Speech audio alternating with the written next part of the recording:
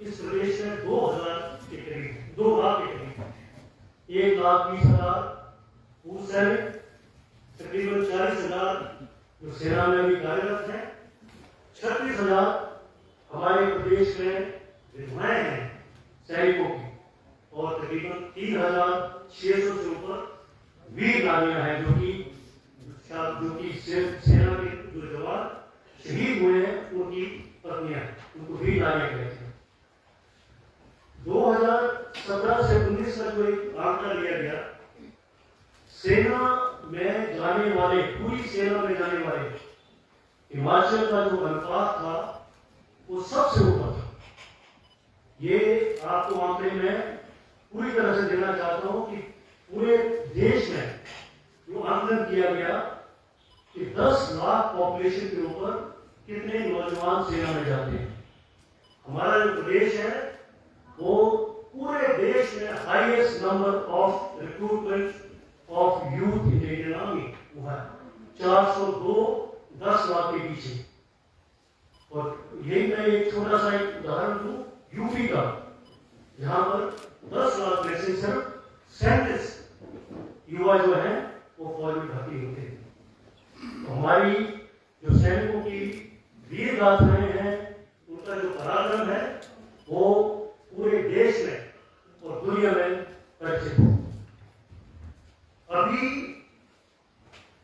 हमारी 2018-19 में तकरीबन 4,202 यूथ सेना में गया, 4,202, जो कि पूरे देश में तीसरे नंबर पर था।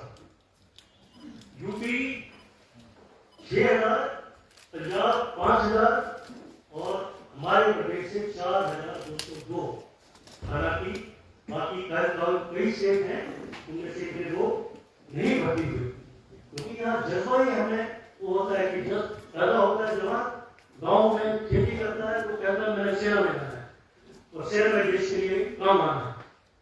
तो ऐसा जो जज्बा है उससे हमारे प्रदेश में कोई भी ऐसा डिपार्टमेंट नहीं है जिसमें इतनी मात्रा में परमानेंट जॉब, वो भी पेंशनेबल जॉब मिलता है। सेना सबसे बड़ा एम्प्लॉयर था आज तक, जब तक ये अग्निपथ योजना नहीं है।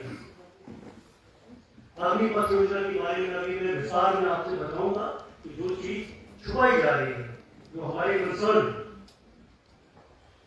2014 में जो ये बीजेपी सरकार हमारी भावनाओं के साथ खेल कर कि इनके 1.1 पेंशन देंगे, इनके लिए ये दर्जा देंगे, वो दर्जा देंगे, आज उन्होंने हमारे प्रदेश के साथ और इस देश के साथ भी बहुत बड़ा धोखा किया। आप इस बात को समझिए, थोड़ा बारीकी से मैं आपको समझाऊंगा। पहले जो भर्तियां होती थी अगस्त 2022 से पहले, ये फिक्स क्लास वैकेंसीज के ऊपर होती है। फिक्स क्लास उसका ये होता है वैकेंसीज और allotted as per the fix class share of the state as per 2011 census, 2011 के सेंसस के ऊपर जो हमारी जैसे लोकल रेजिमेंट है, बाकी रेजिमेंट्स है, यहाँ पर हमारा पूरा होता है और वहां पर सिर्फ हिमाचली ही लोगों को, डोगर लोगों को ही दिया जाता है। लेकिन अब ये जो अग्निपथ योजना आई है, इसमें जो फिक्स क्लास कोटा को तब्दील कर उसे ऑल इंडिया ऑल क्लास में कर दिया गया। इसको समझना बहुत जरूरी है। ऑल इंडिया ऑल क्लास मतलब हमारे प्रदेश के या किसी भी प्रदेश के जितने मेल रिक्रूटेबल पॉपुलेशन वो होती है 17.5 से लेकर 21 साल तक की युवा पीढ़ी, मेल रिक्रूटेबल पॉपुलेशन। तो जितने हमारे मेल रिक्रूटेबल पॉपुलेशन होगी, हमें उतना ही शेयर सेना में जाने के लिए मिलेगा। तो जो हमारा अंदाजा है और जो हमारे पूर्व सैनिक हैं, उनके दिल में जो गुस्सा है, रोष है, वो इसलिए है कि 4,202 से हम अभी अगर ये ऑल इंडिया ओवर क्लास में आते हैं तो हमारी वैकेंसी सिर्फ 400 रह गई। कितना बड़ा हमारे युवाओं के लिए एक एम्प्लॉयमेंट का जरिया था, वो एक झटके में खत्म कर दिया। सरकार इसके ऊपर क्लैरिफिकेशन दे, कोई इसके ऊपर बातचीत नहीं कर रहा है। आज हम सैनिक गुस्से में है, वो खुद सैनिक गुस्से में है। कोई इस बात में हमें बताए कि हमारा ये ऑल इंडिया ऑल क्लास में प्रदेश में कितने लोगों को भर्ती किया जाएगा। मैं 2009 की बात करूं तब भी ये ऑल इंडिया ऑल क्लास की बात चली थी, तो इसी बीजेपी सरकार के मुख्यमंत्री रहे आदरणीय प्रोफेसर प्रेम कुमार धूमल ने, उन्होंने सेंटर को चिट्ठी लिख के कहा था कि हिमाचल को ऑल इंडिया ऑल क्लास से बाहर रखा जाए। तो वो बात बीजेपी के एक मुख्यमंत्री उस समय बोल रहे थे, लेकिन आज हमारे कैबिनेट मंत्री हैं, आज हमारे बीजेपी के जो प्रेसिडेंट हैं वो हिमाचल से आते हैं, वो इस आवाज को क्यों नहीं उठा रहे हैं। मुझे और ये पूर्व सैनिक जो है हमारे, उन्हें इस बात का बहुत रोष है। ये जो योजना लाई गई इससे हमारी पूरी नौकरियों की क्षति होगी।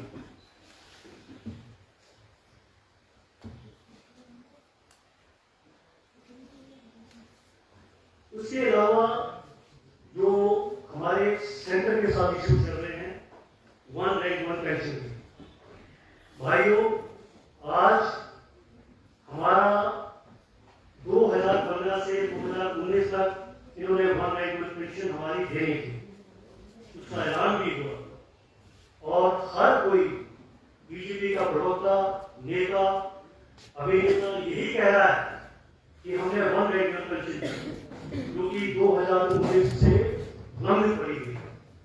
सेना के पूर्व सैनिकों को सुप्रीम कोर्ट जाना पड़ा। जब सुप्रीम कोर्ट से 2022 में फरवरी में इसका फैसला हुआ, उसके बाद सरकार ने 3 महीने का समय दिया। जून में भी वो नहीं दे पाए, उन्होंने और 3 महीने का समय दिया। सितंबर में भी नहीं दे पाए, फिर उन्होंने 3 महीने का फैसला दिया।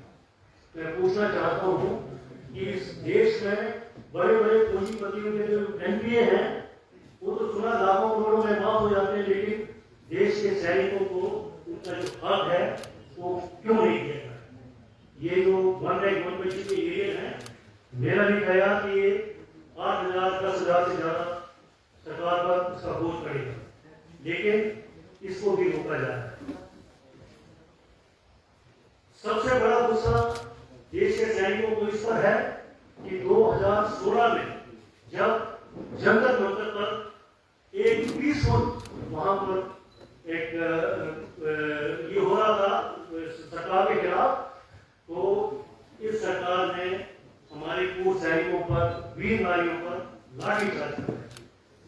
ये मिसाल पूरे देश नहीं पूरे दुनिया में पहली एक ऐसी बात होगी जहां पे सैनिकों के ऊपर लाठीचार्ज कर रहे हैं, और वो भी निहत्थे शांतिपूर्ण प्रदर्शन करते हुए।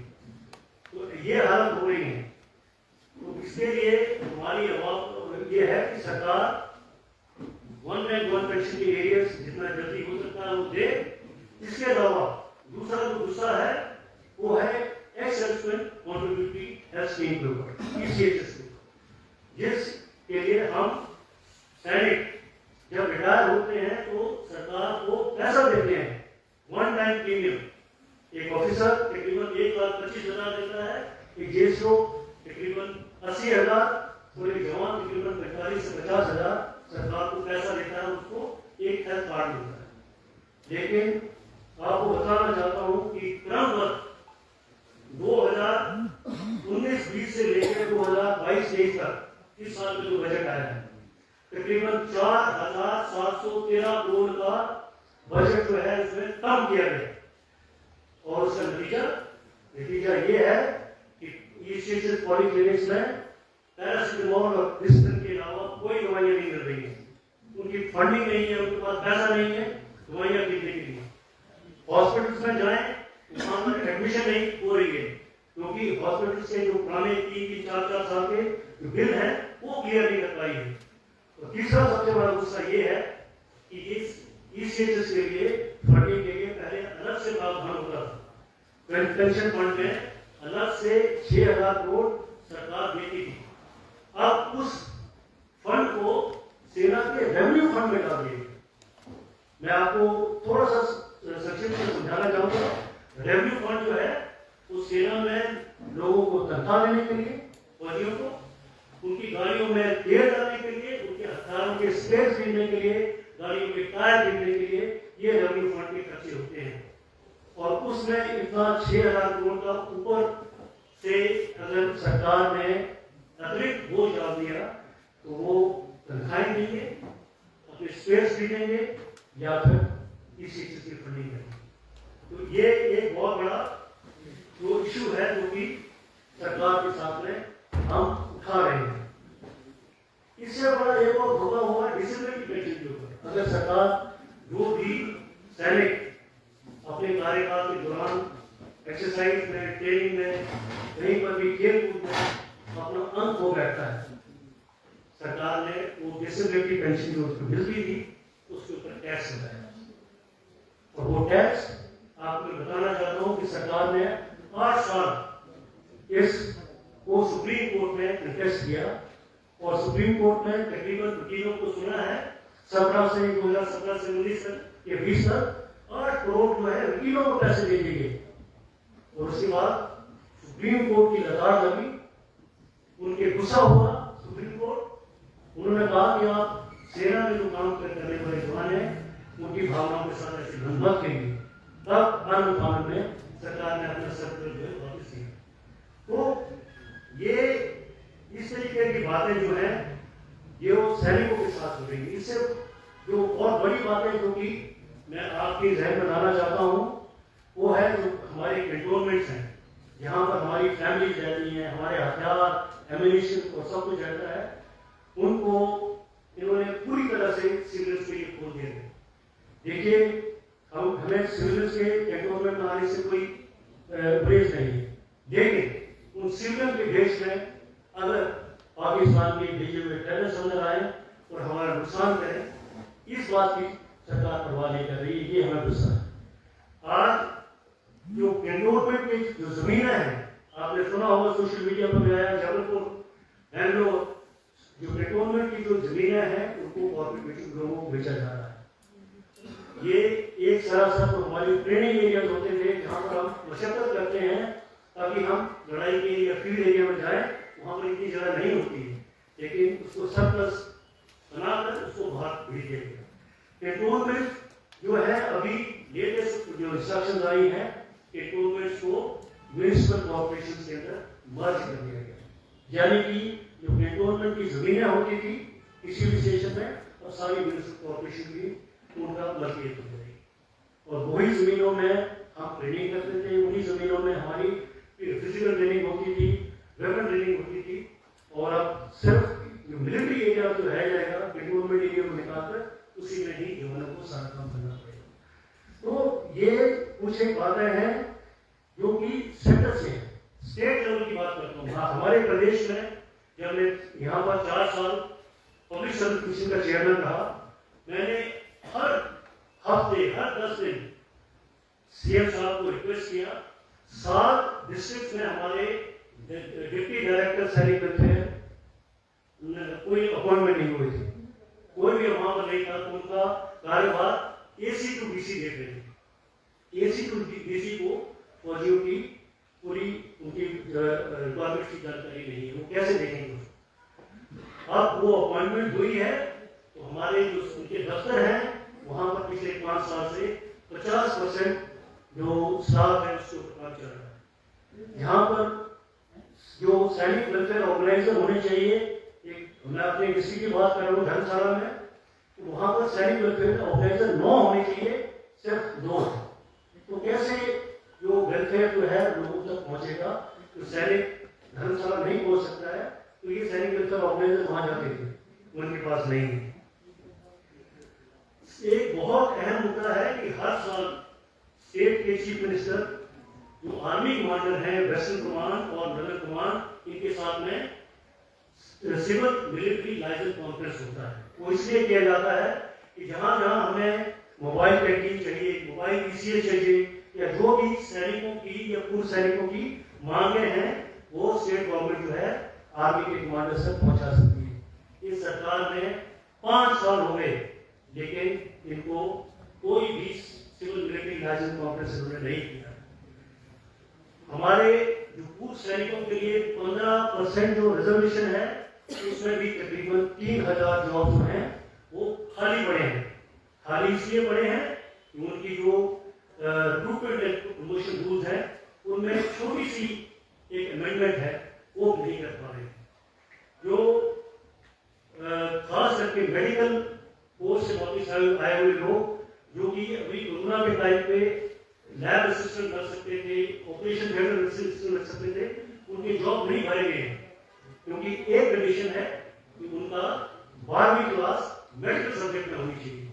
सेना में जो उन्होंने 20 साल काम करके आ रहे हैं, वो जो डिग्री डिप्लोमा किए हैं उसकी कोई मतलब नहीं, लेकिन उनको 12वीं क्लास जो है वो मेडिकल सब्जेक्ट में चाहिए। तो ये इतनी अपैथी है। मैं बात मतलब हर सेक्रेटरी लेवल से मिनिस्टर लेवल पे हर लेवल पे बात की कि उसको बदली किया जाए आर्मी के रूल्स को, लेकिन बदली नहीं होता है। जो डिपेंडेंट है हमारे, जो जॉब नहीं भरे जाते हैं उनको 6 से 7 साल वो पद खाली रहते हैं, उसके बाद ट्रांसफर होते हैं। तो ये भी सरकार की एक नाकामी है। बार बार कहते रहे हैं कि डिपेंडेंट्स को भी साथ में ही जॉब अप्लाई करनी। मेरे आखिर में इस सरकार से और सेंटर से कुछ एक सवाल है, क्या 1 रैंक 1 पेंशन हमें कब मिलेगी? तब 1 रैंक 1 पेंशन जो उसका डेफिनेशन था, उस डेफिनेशन के मुताबिक एक पद पे रिटायर होने वाला, एक टोटल नंबर ऑफ सर्विस बराबर करने वाला, चाहे वो किसी भी डेट को रिटायर हुआ हो, उसको एक पेंशन मिलनी चाहिए। वो कब मिलेगी? ईसीएचएस की जो फंडिंग को की जा रही है वो कब हमें वापस मिलेगी? हमारे पॉलिक्लिनिक्स में दवाइयां कब मिलेंगी? हॉस्पिटल्स में एडमिशन कब मिलेगी? जो कैंटोनमेंट खोले गए हैं, क्या ये सरकार किसी हादसे का इंतजार कर रही है? उसके बाद बंद किया जाएगा? तो हमारी अपील है कि कैंटोनमेंट्स को सुरक्षित रखने के लिए उनको बंद करना है, और जो कैंटोनमेंट एरियाज को म्युनिसिपल कॉर्पोरेशन में मर्ज किया है, हमारी अपील है उसको रोका जाए। और ये जो प्राइम आर्मी का जो जमीन है, जो कि 1947 से हमारे पास है, उनको कॉर्पोरेट एरिया लोगों को बेचने के लिए ना किया जाए।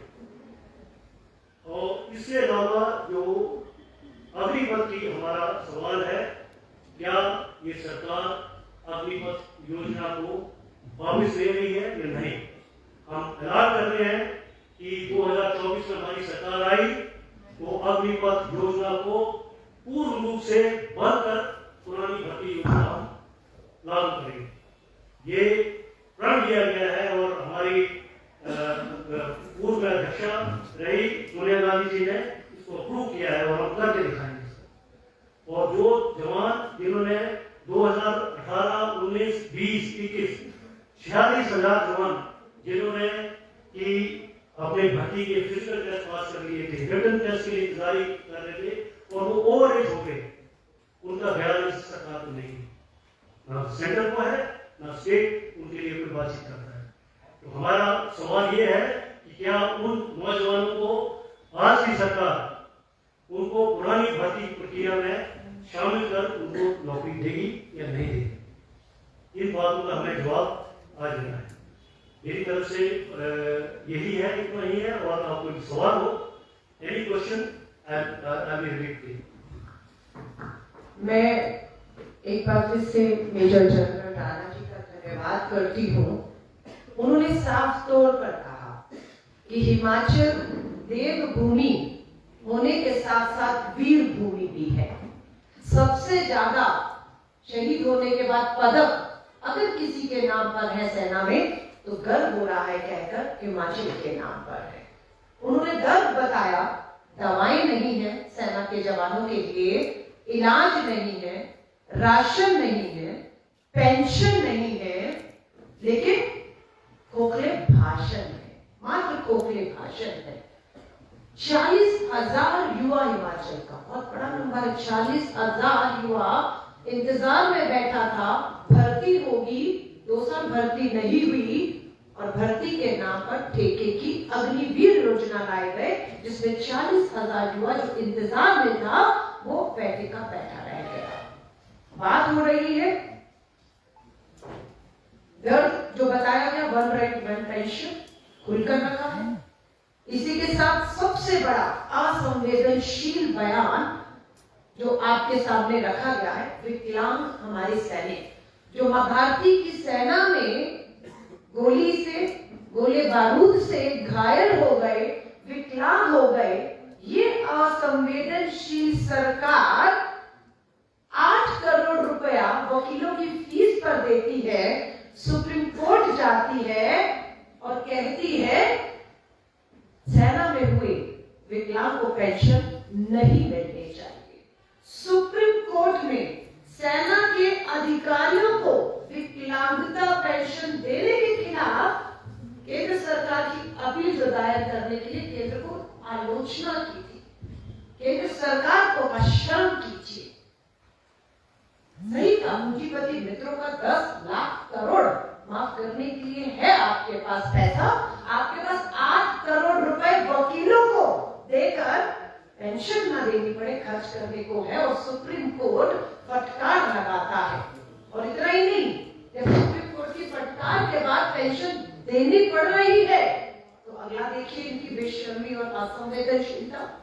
पूर्व सेना के रिटायर होने वाले सैनिकों, सेना कर्मियों की विकलांगता पेंशन पर अब लगेगा कर, यानी कि टैक्स लगेगा।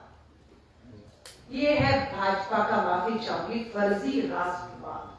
जमीनों को बताया, सेना की जमीनों पर, रेल की जमीनों को बेचा, लाल किला बेचा, LIC बेचा, हवाई जहाज एयरपोर्ट बेचे।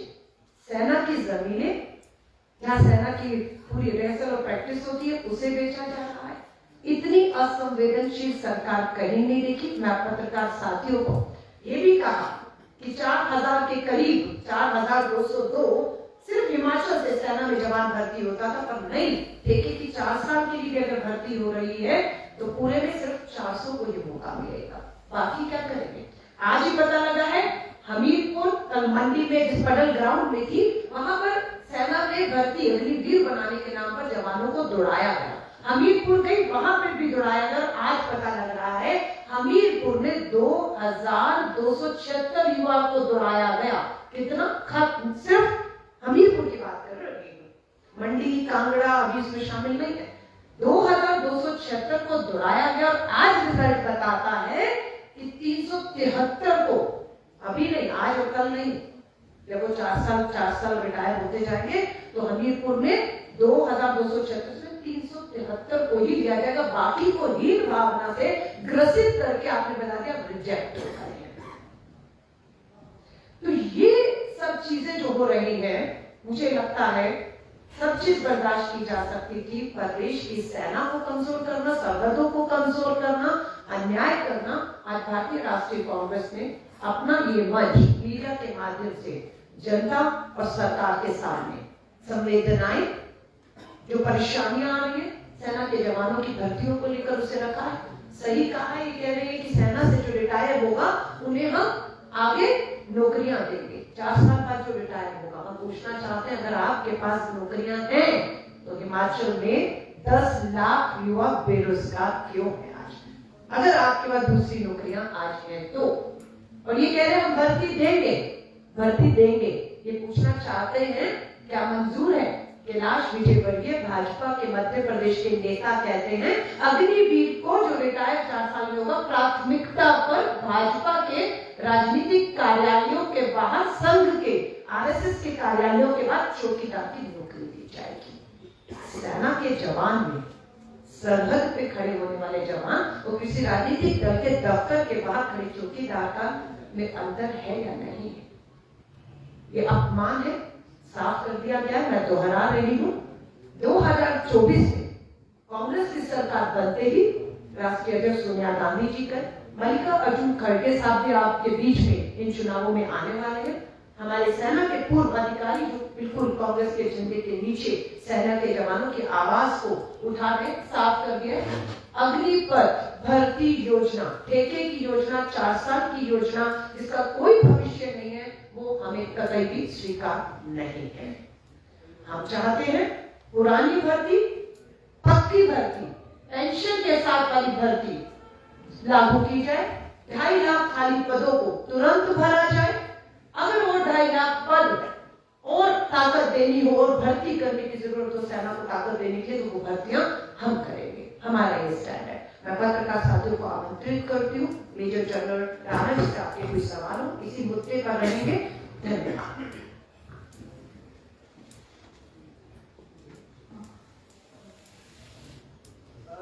राणा जी, ये जानना चाहेंगे जो आपने इश्यूज अभी रखे हैं एक असेंबली इलेक्शन में, जो चाहे सर्विसमैन हो चाहे वर्किंग हो, उनके फैमिली के लोग क्या इन इश्यूज पे वोट करेंगे, और क्या आपके पास कोई डाटा है what is the number of voters जो ex serviceman and working Himachal Pradesh में? सबसे पहले तो ये कहना चाहूंगा कि ये जो इश्यूज हैं वो इश्यूज इस इलेक्शन में जरूर रहेंगे। लोगों में हिमाचल के जो लोग हैं और खास करके जो हमारे सैनिक हैं, इनकी मैं क्वालिटी आपको बताना चाहता हूँ। ये डिसिप्लिन लोग हैं, ये सड़कों पे नहीं बैठते। हमारे युवाओं ने थोड़ा गुस्सा दिखाया था अपना, लेकिन इस सरकार ने उस गुस्से को बहुत ही चालाकी से उसको खत्म किया, क्योंकि जितने भी बच्चे वो उसके ऊपर प्रोटेस्ट कर रहे थे उनको जेल में डाल दिया गया। मुझे डीजी पुलिस से बात करनी पड़ी, एसपी कांगड़ा से बात करनी पड़ी।